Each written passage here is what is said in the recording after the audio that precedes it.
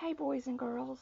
So, I hope everybody is still doing okay, and I hope everybody is ready for chapter 9 of our Junie B book. This is the very last chapter of Junie B. Jones is a Graduation Girl, and this is kind of special, boys and girls, because not only is this the last chapter of the book, but this is the last Junie B book that we're going to read this school year. So, I'm glad that you guys have enjoyed Junie B. Jones so much.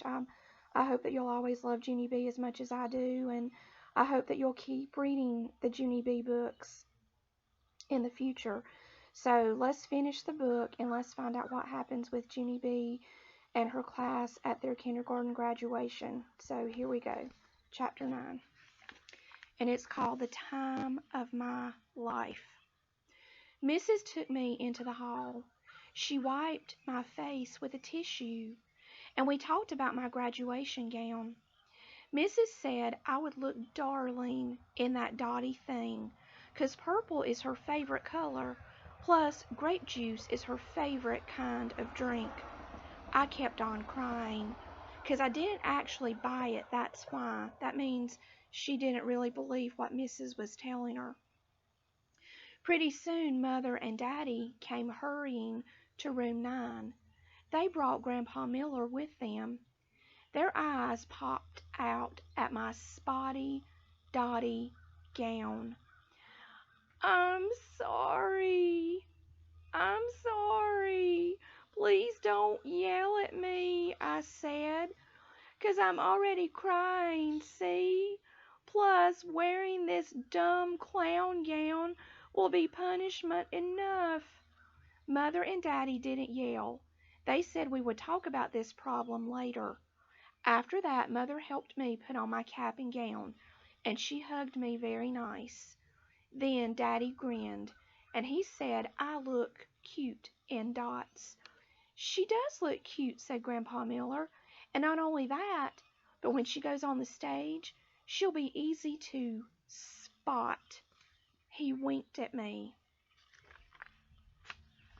I did a giggle, 'cause that man is a silly joker, that's why. Finally, Mrs. patted me. "Are you feeling better now, Junie B?" she asked. "Are you ready to go back inside and be with your friends?" I shrugged, kind of worried. "Sure she is. Of course she is," said my grandpa. "My goodness, this is Junie B. Jones." After that, he stood me up straight and tall, and he faced me to my classroom. Then I breathed in a big breath, and me and Mrs. went back into room 9. Polly Allen and Jim jumped out at me. "Surprise!" they hollered. "Surprise! Surprise!" "Surprise!" hollered my bestest friend named Grace. I looked at those people very shocked. Then my mouth came all the way open, 'cause they had dots on their clothes just like mine. That Grace skipped all around. "It was Jim's idea, Junie B," she said. "Jim said that if all of us have spots too, then you will feel better. And so Polly Allen Puffer found the colored markers, and we colored our caps and gowns just like yours." Grace looked at Mrs. "See us, teacher? Aren't we beautiful? I colored red spots, and Jim colored blue spots, and Polly Allen Puffer colored green spots," she said. Just then William raised his hand. "And I'm coloring orange spots," he said, kind of soft. "And I'm coloring lavender spots," said Charlotte, and lavender is just like a very light shade of purple. "And I'm coloring pink spots," said my bestest friend, Lucille, "'cause pink brings out the natural blush of my cheeks." Mrs. smiled. Her smile kept on getting bigger. "Well, Junie B. Jones," she said finally, "what do you think about all of this?" My face beamed, very joyful. "I think I love these people. That's what I think," I hollered. Then Jim said, "Gross." And so here, boys and girls, you can see Junie B, and her friends.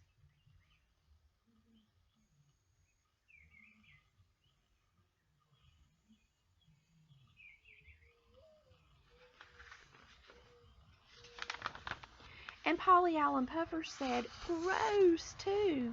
After that, all of Room 9 laughed and laughed. And this time, even me. Graduation finally got started. The Room 8 teacher walked up the steps of the stage. She said hello to all the people. Then Mrs. walked up the steps of the stage, too. She was still smiling. "Families and friends, I've been a teacher for a very long time," she said, "but in all my years of teaching, these are some of the most colorful graduates I've ever seen." Mrs. held out her arms. "Ladies and gentlemen, we are proud to present the graduates of Room 8 and Room 9. Just then the music started, and all of the children walked into the auditorium. The audience chuckled at us, very happy. Room 9 chuckled back at them. After that, all of us sat in special chairs, and both of the teachers talked and talked some more. And then it finally happened. Mrs. started to call our names, and one by one we walked up on the stage, and we got our diplomas. And good news, Polly Allen Puffer did not bow real silly, and Lenny did not step on people's heels, and Shy William did not run away. It was the time of our life, I tell you. I felt a billion feet tall up there.